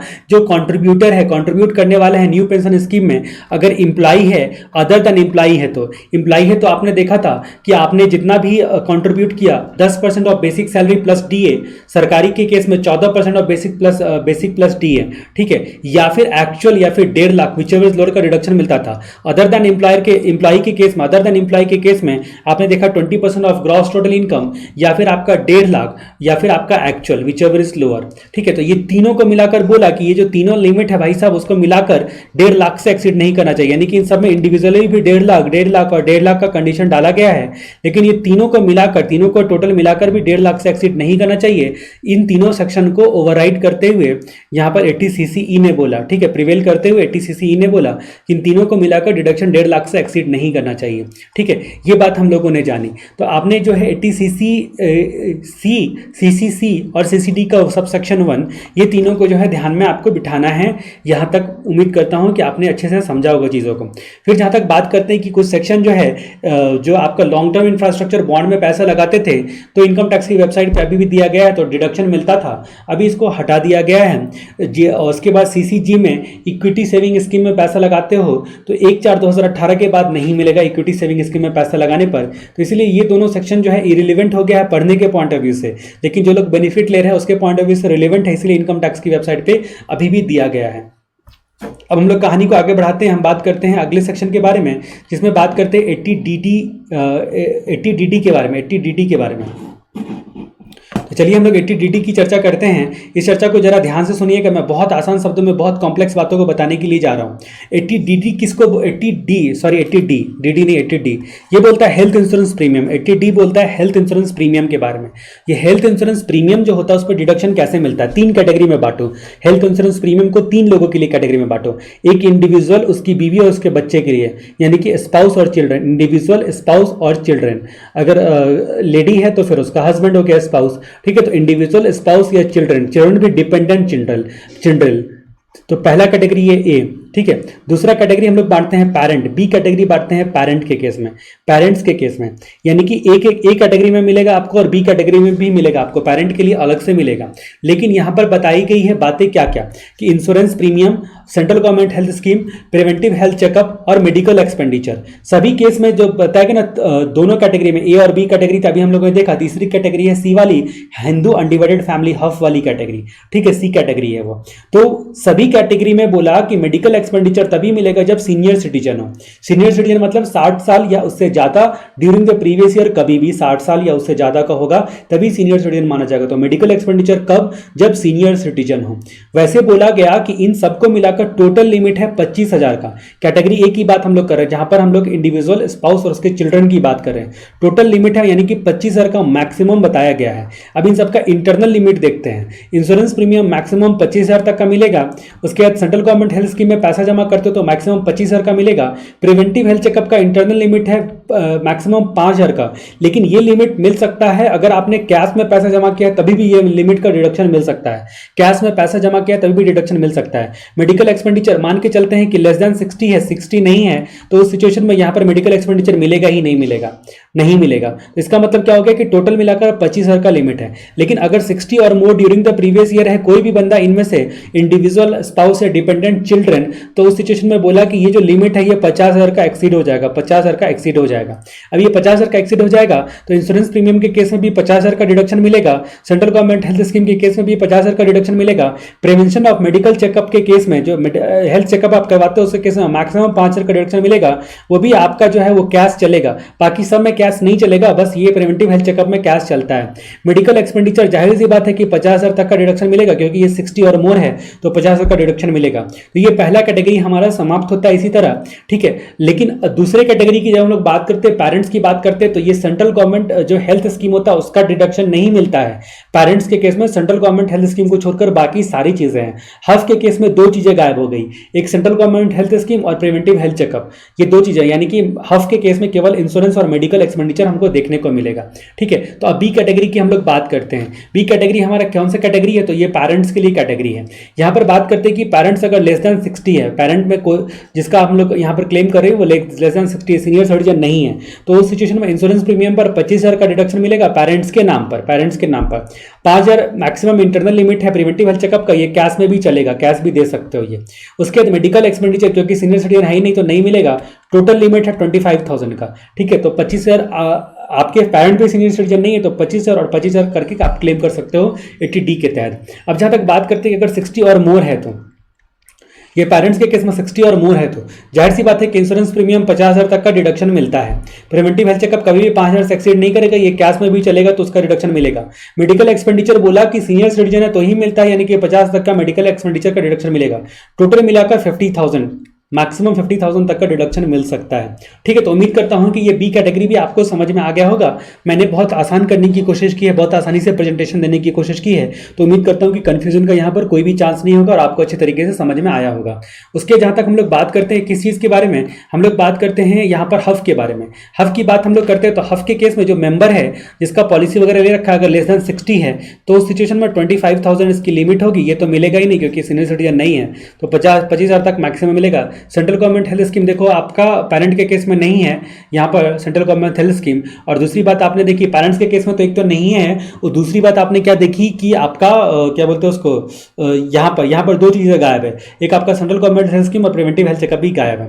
अगर यहाँ पर बात करते हैं कि अगर हफ का मेंबर सीनियर सिटीजन है 60 और मोर ड्यूरिंग द प्रीवियस ईयर है तो उस सिचुएशन में ये लिमिट 50,000 हो जाएगा, और उसके बाद मेडिकल एक्सपेंडिचर का जो ये लिमिट है ये भी 50,000 हो जाएगा। मेडिकल एक्सपेंडिचर कब मिलता है, तीनों केस में मैंने पहले बताया था, जब जब लिमिट आपका क्या बोलते हैं एज लिमिट आपका 60 और मोर है ड्यूरिंग द प्रीवियस ईयर, तो टोटल लिमिट तो आपका 50,000 का मिला।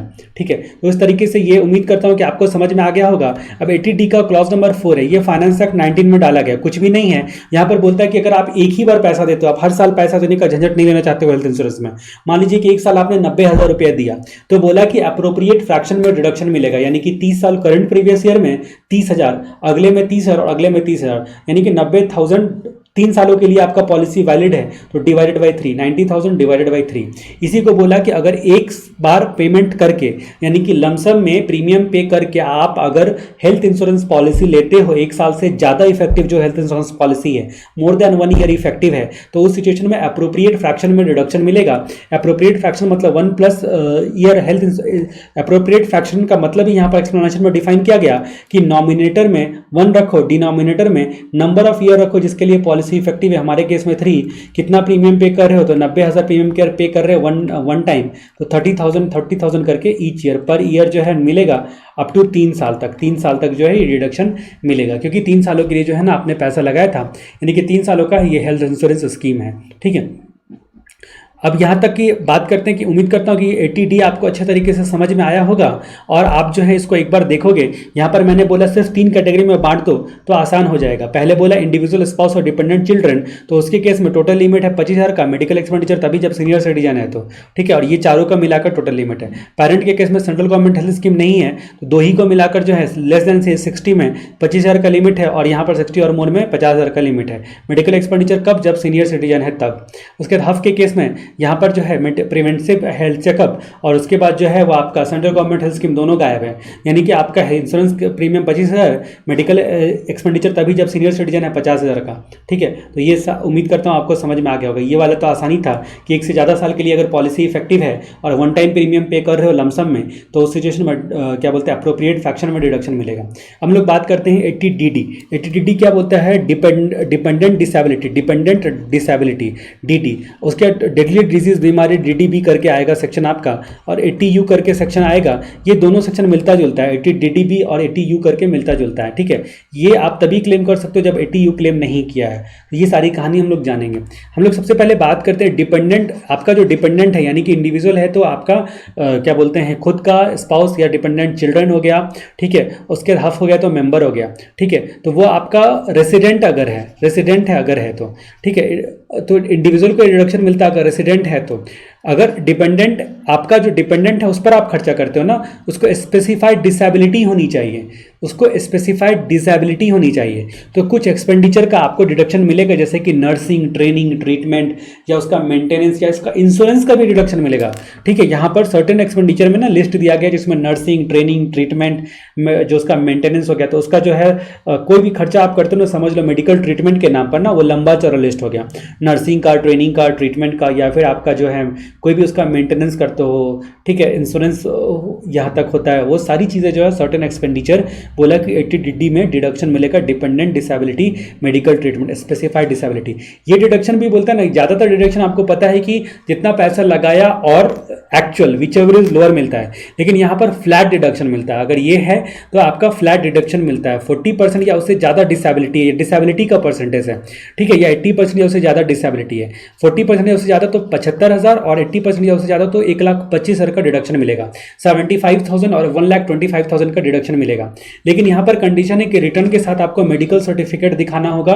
ठीक है, जो स्पेसिफाइड डिसेबिलिटी है उसका। ठीक है, अगर डॉक्टर सर्टिफिकेट में ये लिखा हुआ था कि स्टिपुलेटेड पीरियड के बाद, यानी कि एक समय सीमा के बाद जो है वापस से टेस्ट वगैरह करना पड़ेगा, ब्लड टेस्ट वगैरह या चेकअप करना पड़ेगा। ठीक है, या असेसमेंट करना पड़ेगा, तो वो जो कंडीशन पूरा करते हुए नया सर्टिफिकेट लगेगा। अगर उसमें लिखा हुआ है कि भाई 3 साल के बाद देखना पड़ेगा, तो 3 साल एक्सपायर हो चुका है फिर भी वो सर्टिफिकेट लगा रहे हो, ऐसा नहीं चलेगा। ठीक है, अब ठीक हुआ कि नहीं, वो री असेसमेंट जो है वो सर्टिफिकेट देना पड़ेगा, डॉक्टर का नया सर्टिफिकेट देना पड़ेगा। तो 75,000 और 1,00,000, अगर 40% और उससे ज़्यादा डिसेबिलिटी है तो उस सिचुएशन में 75,000, 80% या उससे ज़्यादा डिसेबिलिटी है डिपेंडेंट का, तो 1,25,000 का डिडक्शन मिलेगा। 40% और मोर तो 75,000, 80% और मोर तो 1,25,000 का डिडक्शन मिलेगा। अब जहाँ तक हम लोग बात करते हैं कि DDB की बात हम लोग करते हैं, जो बोलता है 80DD हम लोगों ने देखा dependent with disability, memory technique खुद ही कहता है 80DD, dependent with disability DD, ठीक है। तो वहां पर आपने देखा कि आपका कितना था, तो 75,000 और 1,25,000 था। उसके जहां तक हम लोग बात करते हैं कि आपका DDB है, तो अगर कोई बंदा इंडिविजुअल या हफ है और यहाँ पर भी रेसिडेंट है, बीमारी है तो रेसिडेंट है, उसको एलिमेंट है एज पर रूल के हिसाब से उसको बीमारी, एलिमेंट जो है इनकम टैक्स रूल में दिया गया है वो बीमारी है। इंडिविजुअल या हफ है, रेसिडेंट है और एलिमेंट जो है वो इनकम टैक्स रूल के हिसाब से है, ठीक है। उसके अलावा जो है वो क्या बोलते हैं उसको, बीमारी जो है किसको है, हिमसेल्फ को भी हो सकता है, डिपेंडेंट को भी हो सकता है। इंडिविजुअल खुद को हो सकता है, उसका डिपेंडेंट को हो सकता है, हफ है तो मेंबर को हो सकता है, ठीक है। उसके अलावा बोला प्रिस्क्रिप्शन दिखाना पड़ेगा, मेडिकल प्रिस्क्रिप्शन, यानी कि जो सर्टिफाइड डॉक्टर होंगे ना उसका प्रिस्क्रिप्शन दिखाना पड़ेगा। तो उस सिचुएशन में यहाँ पर क्या बोला, यहाँ पर बोला कि 60,000 लेस देन 60 एज है, तो एज लेस देन 60 है या 60 और मोर है, तो लेस देन 60 है तो 40,000 और actual which ever is lower. ये डीडी की तरह नहीं है, फ्लैट डिडक्शन 75,000 और 1 लाख नहीं है डीडी की तरह। यहाँ पर बोला 40,000 और actual which ever is lower. दूसरा बोला यहाँ पर अगर सीनियर सिटीजन है तो 1 लाख और एक्चुअल विचएवर इज लोअर का डिडक्शन मिलेगा, ठीक है। तो मेडिकल ट्रीटमेंट करवाते हो, ठीक है, स्पेसिफाइड डिजीज है, डॉक्टर का प्रिस्क्रिप्शन है, एज पर रूल करवाते हो, तो आपका सीनियर सिटीजन नहीं है तो 40,000 और एक्चुअल विचएवर इज लोअर। और अगर मान लीजिए कि आपका क्या बोलते हैं सीनियर सिटीजन है तो 1 लाख विचएवर इज लोअर। यहाँ पर बोला कि अगर कुछ इंश्योरेंस क्लेम आपको मिलता है ना उस मेडिकल ट्रीटमेंट के लिए, तो वो क्लेम का अमाउंट रिड्यूस करने का डिडक्शन मिलेगा, वो क्लेम का अमाउंट रिड्यूस करने का डिडक्शन मिलेगा। यानी कि आपका 40,000 या एक्चुअल विचएवर इज लोअर में से जो है ना वो माइनस हो जाएगा, जो भी लोअर होगा उसमें से क्लेम का अमाउंट माइनस हो जाएगा, जो क्लेम आपको मिला है। तो इंश्योरेंस क्लेम मिला तो वो आपका माइनस हो जाएगा। तो DDB बोलता है डेडली डिजीज बीमारी, DDB जो बोलता है डेडली डिजीज बीमारी, ठीक है। DD बोलता है डिपेंडेंट डिसेबिलिटी, ठीक है। तो DDB बोलता है मेडिकल ट्रीटमेंट जो individual plus resident plus element rule के हिसाब से। तो यहाँ पर कुछ सेक्शन जो है मैंने आपको बता दिए हैं जो कि काफ़ी इंपॉर्टेंट है और याद रखना थोड़ा डिफिकल्ट था, लेकिन मैंने इसको प्रेजेंटेशन जो है करके कोशिश करी है कि आपको याद करवाने की, ताकि आपको अच्छे तरीके से याद हो पाए। जिसमें मुख्य तौर पर सेक्शन था 80D वाला, जिसको 3 कैटेगरी में बांटा, एक आपका इंडिविजुअल, उसके बाद स्पाउस और उसके बाद चिल्ड्रन, फिर दूसरा कैटेगरी पेरेंट्स, तीसरा कैटेगरी हफ का, ठीक है। तो इंडिविजुअल, स्पाउस, उसका पेरेंट वाले कैटेगरी में देखा कि मेडिकल एक्सपेंडिचर तीनों केस में मैंने बताया कि 50 सीनियर सिटीजन होगा तभी मिलेगा। सीनियर सिटीजन है तो जाहिर सी बात है 50,000 का लिमिट आ गया, अदरवाइज सीनियर सिटीजन नहीं है तो मेडिकल ट्रीटमेंट नहीं मिलेगा। कैटेगरी ए में जो आपका इंडिविजुअल खुद, स्पाउस या उसका डिपेंडेंट चिल्ड्रन, तो उस सिचुएशन में इंश्योरेंस है, सेंट्रल गवर्नमेंट हेल्थ स्कीम में प्रिवेंटिव हेल्थ चेकअप है और मेडिकल एक्सपेंडिचर, चारों चीज़ें हैं। पेरेंट्स के केस में मैंने आपको बताया था कि आपका इंश्योरेंस प्रिवेंटिव हेल्थ चेकअप है और मेडिकल एक्सपेंडिचर है, सीनियर सिटीजन है तो सेंट्रल गवर्नमेंट हेल्थ स्कीम नहीं है। हफ के केस में इंश्योरेंस और मेडिकल एक्सपेंडिचर बताया था, फिर क्लॉज नंबर 4A करके एक बताया था। 80DD में बताया था डिपेंडेंट है, डिपेंडेंट विद डिसेबिलिटी का सेक्शन मैंने आपको बताया था। यहाँ पर बोला था कि आपका जो डिपेंडेंट स्पेसिफाइड डिसेबिलिटी है तो उसका जो खर्चा करते हो आप nursing, training, treatment, medical insurance, medical expenditure या इंश्योरेंस वगैरह के नाम पर, तो उसका डिडक्शन मिलता है 75,000 और 1,25,000। डिसेबिलिटी पर डिपेंड करता है, यहाँ पर एज पर डिपेंड नहीं करता है। जबकि DDB किस पे डिपेंड करता है, एज पे डिपेंड करता है। यहाँ पर डिसेबिलिटी बोला 40% और मोर है तो 75,000 और 80% और मोर है तो 1,25,000। ये फ्लैट डिडक्शन है, यानी कि यहाँ पर एक्चुअल से मतलब नहीं है, एक्चुअल कितना भी करा उससे कोई फर्क नहीं पड़ता है। लेकिन डिपेंड करता है कि रिटर्न के साथ आपको मेडिकल सर्टिफिकेट रखना पड़ेगा। मेडिकल सर्टिफिकेट बोला है कि नया टेस्ट करवा के देने के लिए इतने सालों पर, तो फिर वो आपको नया सर्टिफिकेट पेश करना पड़ेगा। उसके यहाँ तक बात करते हैं कि 80DD मेडिकल ट्रीटमेंट के बारे में बताता है आपको। यहाँ पर हम लोगों ने देखा डेडली डिजीज बीमारी, जिसमें देखा कि इंडिविजुअल या हफ या रेसिडेंट को कोई एलिमेंट है रूल के हिसाब से, रूल में बताया गया, इनकम टैक्स रूल में बताया गया वो एलिमेंट का लिस्ट, वो बीमारियों का लिस्ट बताया गया है, जिसमें बोला गया खुद को या उसके डिपेंडेंट को प्लस मेडिकल प्रिस्क्रिप्शन है तो 60 साल से कम है तो 40,000 और एक्चुअल विचएवर इज लोअर, और 60 साल या उससे ज्यादा है तो उस सिचुएशन में 1 लाख और क्या बोलते हैं उसको actual whichever is lower, provided जो भी इंश्योरेंस क्लेम मिला उसको रिड्यूस कर दिया जाएगा डिडक्शन देने से पहले। उसके बाद हम लोग बात करते हैं 80E के बारे में, E for education, E for education. तो ये 80E का जो रिडक्शन होता है वो एजुकेशन के लिए स्पेसिफिकली बताया गया।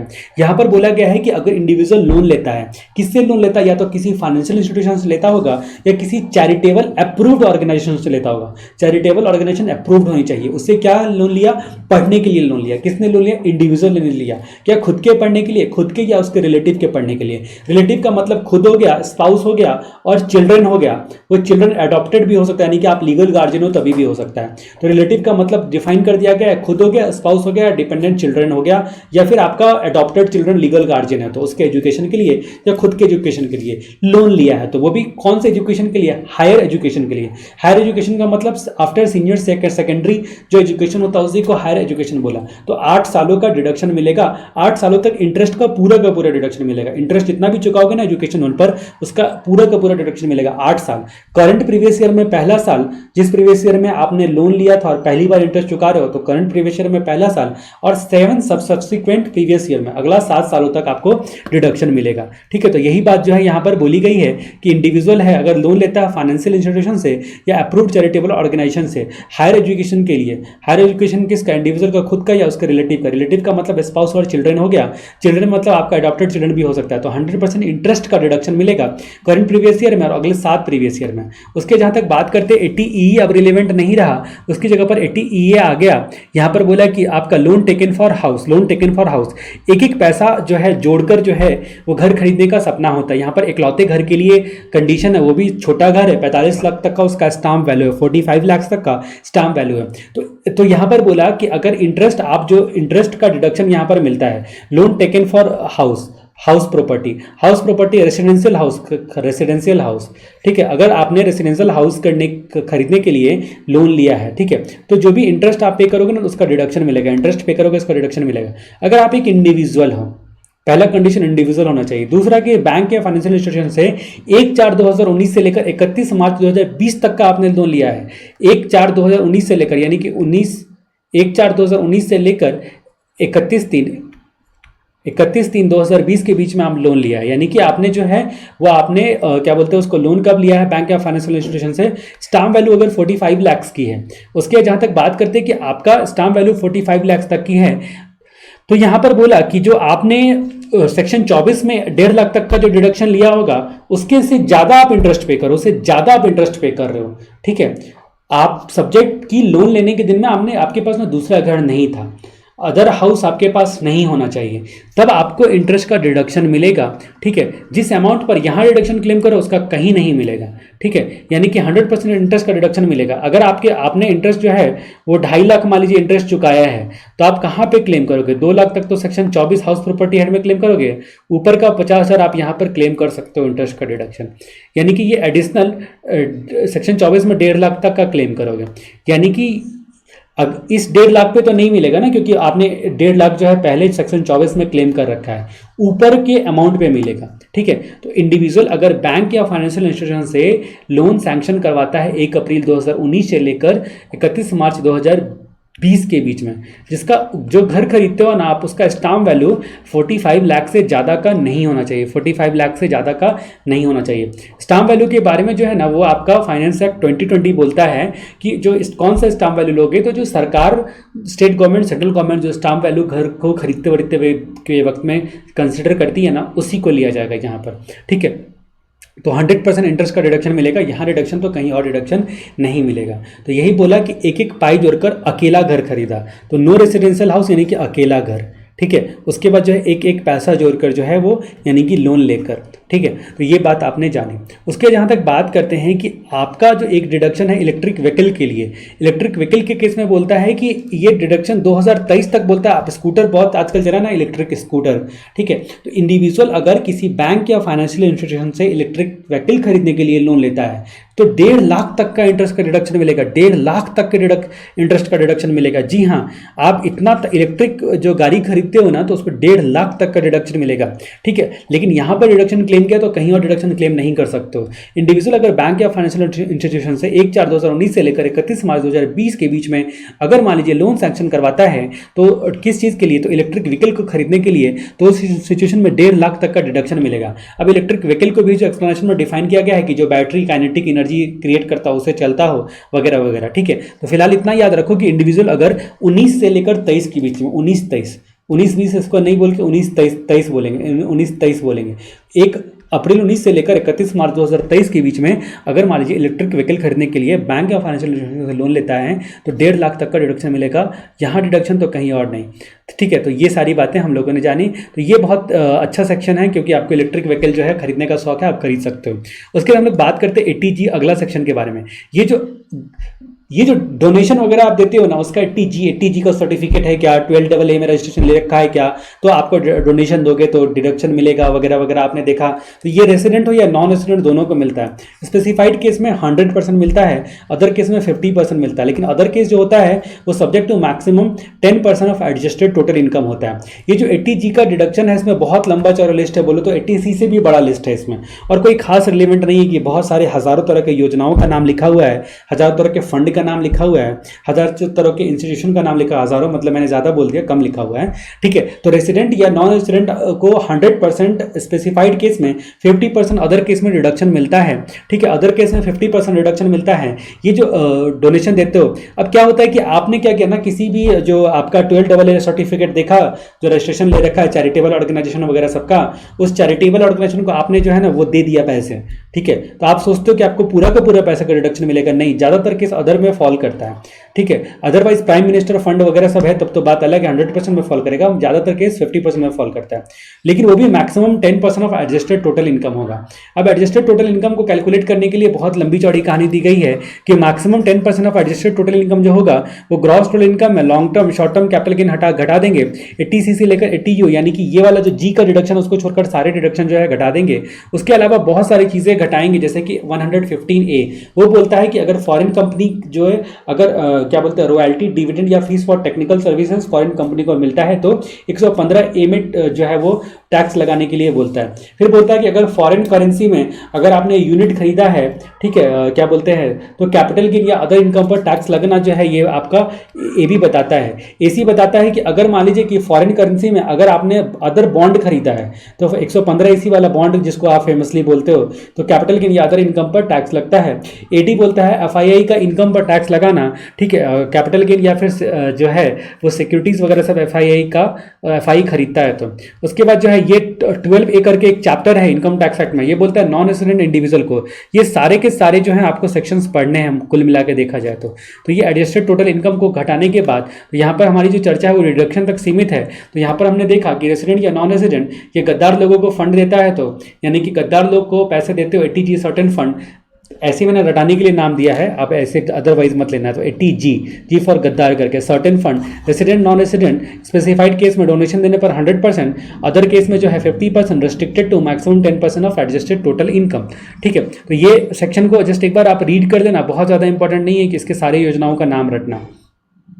उसके जहाँ तक बात करते हैं कि 80G बोलता है रेंट पेड करने के बारे में, ठीक है। तो क्या बोलते हैं उसको, जीजी, 80G बोला कि जीजी करके जो है रेंट पेड करते हो तो, ठीक है। ये रिडक्शन तभी मिलेगा जब आपने HRA रिसीव नहीं किया, सेक्शन 1013A के तहत आप जो है क्लेम नहीं कर रहे हो, यानी कि ये इंडिविजुअल हफ को मिलेगा, इंडिविजुअल हफ को मिलेगा, ठीक है। अगर मान लीजिए कि इंडिविजुअल हफ का ड्यूटी प्लेस पर, जहां पर आप नौकरी कर रहे हो ना, आपका कोई हाउस प्रॉपर्टी नहीं है, अब जिस शहर में रहते हो नौकरी करने के लिए वहां पर आपका कोई हाउस प्रॉपर्टी नहीं है, ना आपका है इंडिविजुअल का, ना आपके स्पाउस के नाम पर है, ना चिल्ड्रन के नाम पे है, ना आपके हफ के नाम पे है, ठीक है।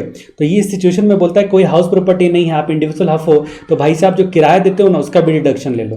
वो डिडक्शन कितना लो, तो रेंट पेड 5,000 पर मंथ, यानी कि 12 महीने का 60,000 मैक्सिमम हो सकता है, 5,000 पर मंथ, ठीक है। प्रीवियस ईयर में जितना दिन में आपने रेंट पे किया है, 25% of total income before 80G, यानी कि ये वाला जो रेंट पेड का सेक्शन है उसका टोटल इनकम, इसको डिडक्शन से पहले टोटल इनकम निकालो उसका 25%, और rent paid -10% of total income before 80G, यानी कि रेंट पेड जितना भी किए हो प्रीवियस ईयर में उसमें -10% करो टोटल इनकम बिफोर 80G, ठीक है। अब इन तीनों में जो लोअर होगा ना उसका डिडक्शन आपको मिलेगा, इन तीनों में जो लोअर होगा उसका डिडक्शन मिलेगा। तो इंडिविजुअल हफ का अगर ड्यूटी प्लेस पर कोई भी घर नहीं है, ना उसके नाम पर, ना स्पाउस के नाम पर, ना चिल्ड्रन के नाम पर, ना हफ का, ठीक है, और वो बंदा HRA भी रिसीव नहीं करता है, तो 5,000 पर मंथ और 25% of total income before 80G, rent paid -10% of total income before 80G, ठीक है। जो भी लोअर होगा ना उसका डिडक्शन यहाँ पर मिलेगा। तो ये जीजी बोलता है रेंट पेड के बारे में, जी बोलता है डोनेशन के बारे में, जीजी बोलता है रेंट पेड के बारे में, जीजी बोलता है रेंट पेड के बारे में, जीजी बोलता है रेंट पेड के बारे में। ये आप याद रखना कि मकान मालिक को आप जीजी करके बात करते हो ना हमेशा इज्जत देके, ठीक है, चाहे मकान मालिक कितना भी खड़ूस क्यों ना हो। तो इसलिए बोला 80G रेंट पेड का डिडक्शन, ठीक है। अब जहां तक बात करते हैं कि जीजीए बोलता है कि आपका क्या, उसको यहां पर बोलता है कि डोनेशन फॉर साइंटिफिक रिसर्च, तो साइंटिफिक रिसर्च कौन करेंगे, जो लोग ज्ञानी आत्मा लोग होंगे। तो क्या बोलते हैं, ज्ञानी आत्मा लोगों को डोनेशन, ज्ञानी ठीक है, गया ज्ञानी आत्मा को डोनेशन, ये कहानी है, गया ज्ञानी आत्मा को डोनेशन, 80 GGA यानी कि साइंटिफिक रिसर्च करने वाले लोगों को आप डोनेशन देते हो। तो साइंटिस्ट लोगों को हमने क्या नाम दिया यहाँ पर, ज्ञानी आत्मा, तो GGA करके याद रखना है आपको। तो कोई भी पर्सन, यहाँ पर कोई भी पर्सन हो, लेकिन उसका बिजनेस इनकम नहीं होना चाहिए, कोई भी बंदा हो उसका बिजनेस इनकम नहीं होना चाहिए, कोई भी इनकम चलेगा अगर डोनेशन देता है साइंटिफिक रिसर्च करने के लिए, साइंटिफिक रिसर्च करने के लिए, या फिर सोशल एंड स्टैटिकल रिसर्च करने के लिए। यहाँ पर स्टैटिकल रिसर्च है, statistical social and statistical research करने के लिए, ठीक है, साइंटिफिक रिसर्च करने के लिए किसको डोनेशन दिया जाता है। तो सेक्शन 35 भी आपका पीजीबीपी में बताता है, बिजनेस इनकम वाला वहां पर डिडक्शन लेता है, ठीक है। इसकी वजह से यहां पर बोल दिया गया है कि बिजनेस वालों को छोड़कर कोई भी यहां पर डोनेशन देता है तो उसको क्या डिडक्शन मिलेगा, तो उसको 80 GGA में डिडक्शन मिलेगा। बिजनेस वाले को कहां मिलेगा, तो सेक्शन नंबर 35 में मिलेगा, सेक्शन नंबर 35 में मिलेगा। तो साइंटिफिक रिसर्च करने के लिए तो यहां पर बोला गया कि यूनिवर्सिटी, कॉलेज या इंस्टीट्यूशन को, यूनिवर्सिटी या कॉलेज या इंस्टीट्यूशन को, ठीक है। अब जहां तक, या फिर किसी अप्रूव्ड ऑर्गेनाइजेशन या एसोसिएशन को, अप्रूव्ड ऑर्गेनाइजेशन या एसोसिएशन को। अब मेरे डोनेशन देने के बाद उन लोगों का सब्सिक्वेंटली विड्रॉ भी हो गया ना, जो अप्रूवल है उसके बाद भी हमको कोई फर्क नहीं पड़ता, हमको तो रिडक्शन मिलेगा। तो साइंटिफिक रिसर्च में यूनिवर्सिटी, कॉलेज या इंस्टीट्यूशन या अप्रूव्ड ऑर्गेनाइजेशन वगैरह को डोनेशन देते हो तो रिडक्शन मिलता है। सोशल एंड स्टैटिकल रिसर्च करने के लिए भी आपने यूनिवर्सिटी, कॉलेज, इंस्टीट्यूशन, UCI या अप्रूव्ड लोगों को देते हो तो डिडक्शन मिलता है। फिर जहां तक बात करते हो और किसको डोनेशन देते हो, तो रूरल डेवलपमेंट के लिए देते हो, तो रूरल डेवलपमेंट प्रोग्राम जो कर रहा है या उसके लिए ट्रेनिंग दे रहा है उन लोगों को देते हो। तो उसके बाद फिर आपका अप्रूव्ड प्रोजेक्ट हो गया, जो आपका जो पब्लिक कंपनी होती है, एसोसिएशन या इंस्टीट्यूशन होता है, वो आपका नेशनल कमिटी अप्रूव्ड प्रोजेक्ट या स्कीम के तहत, जो नेशनल कमिटी के द्वारा जो अप्रूव्ड रहता है ना, उस प्रोजेक्ट के तहत अगर आपने, तो अप्रूव्ड प्रोजेक्ट उसका नाम सीधे सीधे आप बोल सकते हो। उसके लिए रूरल डेवलपमेंट फंड में पैसा जमा करते हो, जो कि सेंट्रल गवर्नमेंट के द्वारा सेटअप किया गया या नोटिफाई किया गया है। तो इन सबको डोनेशन देने पर आपको डिडक्शन मिलता है, आपको डिडक्शन मिलता है, ठीक है। इन सब का विड्रॉल सब्सिक्वेंटली, इन सब का अप्रूवल सब्सिक्वेंटली छिना भी गया, अप्रूवल विड्रॉ भी हो गया, फिर भी आपको डिडक्शन मिलेगा ही। जितना पैसा देते हो उसका डिडक्शन मिलेगा, लेकिन अगर कैश दे रहे हो तो मैक्सिमम 2000 तक का डिडक्शन मिलेगा कैश में। अदर देन स्पेसिफाइड मोड में अगर दे रहे हो तो मैक्सिमम क्या बोलते हैं 2000 का डिडक्शन मिलेगा। अब स्पेसिफाइड मोड तो आपको पता ही है कि आपने अगर अकाउंट पे ही चेक, ड्राफ्ट या इलेक्ट्रॉनिक क्लियरेंस सिस्टम के थ्रू पेमेंट करा, या फिर अभी स्पेसिफाइड मोड फाइनेंस एक्ट 2020 ने बहुत ज़्यादा बढ़ा दिया है, बहुत ज़्यादा बढ़ा दिया है, वो भीम UPI वगैरह सबको भी कवर कर लिया है, उसको भी इलेक्ट्रॉनिक मोड में ही कंसिडर कर लिया है। अब जहाँ तक बात करते हैं कि ये डिडक्शन जो होता है आपका GGA वाला, ये आपको ROI में उसका इन्फॉर्मेशन देना पड़ेगा। तो फाइनेंस एक्ट 2020 ने GGA के बारे में बोला कि रिटर्न में आपको इसका इन्फॉर्मेशन देना पड़ेगा, GGA वाला डिडक्शन आप लेना चाह रहे हो तो GGA ज्ञानी आत्मा लोगों को दे रहे हो पैसा, तो ठीक है, ये डिडक्शन जो है रिटर्न में डालना पड़ेगा। यहाँ पर बोला कि ये जो डिडक्शन होता है वो सब्जेक्ट टू जो वेरिफिकेशन बाय बोर्ड फॉर्मुलेटेड जो मैनेजमेंट स्ट्रैटेजी होती है ना, रिस्क मैनेजमेंट स्ट्रैटेजी, बोर्ड एक रिस्क मैनेजमेंट स्ट्रैटेजी बनाएगी, ठीक है, वो बोर्ड बनाएगी और ये बोर्ड फॉर्मुलेटेड। तो ये सब चीज़ें क्यों करनी पड़ रही है सरकार को, board formulated risk management strategy क्यों बनानी पड़ रही है, क्योंकि आपको जैसा कि पता है कि बहुत सारी ऐसी ऑर्गेनाइजेशन है ना, जो कि जैसे कि कोई भी अस्पताल रहता है, हॉस्पिटल, उस पर एंड रिसर्च सेंटर करके लिख देता है, ठीक है, रिसर्च सेंटर करके लिख देता है ताकि डोनेशन ना, उनके डोनेशन देने वाले को फायदा मिले, GGA के तहत भी क्लेम कर पाए। रूरल डेवलपमेंट करता नहीं है, बहुत सारा जो चीज़ ऐसा लिखता है। तो इसकी वजह से सरकार ने चाहना कि भाई रिस्क मैनेजमेंट स्ट्रैटेजी जो बोर्ड का जो कंडीशन पूरा करेगा ना, तो उन लोगों को पर नकेल कसने के लिए जो है वो सरकार ये बनाई, ठीक है। तो ये 80 GGA करके सेक्शन आपने देखा कि साइंटिफिक रिसर्च करने के लिए यूनिवर्सिटी, कॉलेज या इंस्टीट्यूशन को देते हो, या फिर किसी सोशल स्टैटिकल रिसर्च करने के लिए अप्रूव लोगों को देते हो, रूरल डेवलपमेंट के लिए, या फिर आपने जो है वो अप्रूव प्रोजेक्ट में देते हो या रूरल डेवलपमेंट फंड में पैसे देते हो, तो बाद में उनका विड्रॉल छिना भी गया तो कोई फर्क नहीं पड़ता, आपको डिडक्शन मिलेगा। 2000 तक क्या कैश चलेगा, बाकी ऊपर का जो है कैश नहीं चलेगा, स्पेसिफाइड मोड में ही देना पड़ेगा, तभी डिडक्शन मिलता है, ठीक है। अब यहाँ पर हम लोग बात करते हैं कि हमारे अगले डिडक्शन के बारे में, जो बोलता है कॉन्ट्रीब्यूशन टू पॉलिटिकल पार्टी या इलेक्टोरल ट्रस्ट, ठीक है। ये दोनों चैप्टर आपको पढ़ना है, political party and electoral trust. यहाँ पर हम लोग बात करते हैं कि अगर इन लोगों को, पॉलिटिकल पार्टी लोगों को पैसा देते हो, तो यहाँ पर अगर इंडियन कंपनी पैसा देती है तो GGB में डिडक्शन मिलेगा, अगर इंडियन कंपनी के अलावा कोई पैसा देता है तो उस सिचुएशन में GGC में डिडक्शन मिलेगा, ठीक है। तो यहाँ पर डिडक्शन कब मिलेगा, दोनों केस में बोला कि नॉन कैश में, यानी कि कैश नहीं चलेगा, अदर देन कैश अगर पॉलिटिकल पार्टी या इलेक्टोरल ट्रस्ट को पैसा दिया जाता है, इंडियन कंपनी देती है, तो जो पैसा देगी उसका डिडक्शन आप क्लेम कर सकते हो अदर दैन कैश, लेकिन आपको देना पड़ेगा। जीजीबी में डिडक्शन क्लेम कर सकते हो। जी हाँ, जीजीबी में डिडक्शन क्लेम कर सकते हो। ये बात बोला कि पॉलिटिकल पार्टी को दोगे ना पैसा तो जीजीबी में डिडक्शन क्लेम करो, पॉलिटिकल पार्टी को पैसा देते हो तो जीजीबी में डिडक्शन क्लेम करो। ठीक है, प्रॉफिट एंड लॉस अकाउंट में डिसअलाउ कर देगा। अब यहाँ पर बात करते हैं कि आपका अगर पॉलिटिकल पार्टी या इलेक्टोरल ट्रस्ट को पैसा देते हो तो लोकल अथॉरिटी या आर्टिफिशियल जुडिशियल पर्सन जो गवर्नमेंट के द्वारा फुल्ली या पार्टली फंडेड है वो लोग नहीं दे सकता है, उनको डिडक्शन नहीं मिलेगा। आप अगर लोकल अथॉरिटी हो या आर्टिफिशियल जुडिशियल पर्सन हो और सरकार से फंड का जो पैसा मिलता है उससे आप पॉलिटिकल पार्टी को दे रहे हो ना, तो फिर आपको छोड़कर सबको ये डिडक्शन मिलेगा। यहां पर भी बोला अदर देन कैश में आपको देना पड़ेगा। ठीक है, जीजीसी में बोला अदर देन कैश में। देखो, सी फॉर कंपनी होती है, यूं तो जीजीसी इसके लिए होना चाहिए था नंबर, लेकिन यहां पर बी के लिए है 80 जीजीबी। ठीक है, तो इस तरीके से याद रखो कि बी 80 जीजीबी है इंडियन कंपनी के लिए और जीजीसी है अदर देन इंडियन कंपनी के लिए, except local authority artificial judicial person अगर गवर्नमेंट के द्वारा फुली या पार्टी फंडेड होता है ना तो उसको डिडक्शन नहीं मिलेगा। बाकी सबके केस में अदर देन कैश में पैसा देने पर डिडक्शन मिलेगा। इस तरीके से पार्ट भी हम लोगों ने कंप्लीट किया, जो डिडक्शन चैप्टर था उसका पार्ट भी हम लोगों ने कंप्लीट किया।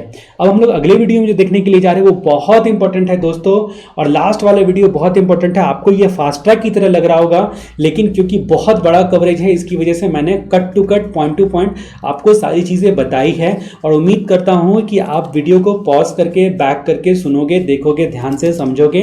ठीक है, और उसके बाद जो यहाँ पर जो कोई किसी भी चैप्टर का अगर आपको ये जो मैंने यहाँ पर जो हैंडराइटिंग नोट्स लिखा है, ठीक है, इसको आप जो नोट्स बोल सकते हो, क्लास नोट्स बोल सकते हो, अगर आपको ये चाहिए होगा तो 8447689442 इस नंबर पे आप मुझे व्हाट्सअप करो। 8447689442 इस नंबर पे आप अगर व्हाट्सअप करते हो तो अकॉर्डिंगली आपको जो है चैप्टर का नाम आप बताना, आपको ये जो स्लाइड पे मैं यूज़ कर रहा हूँ वो सेंड कर दिया जाएगा।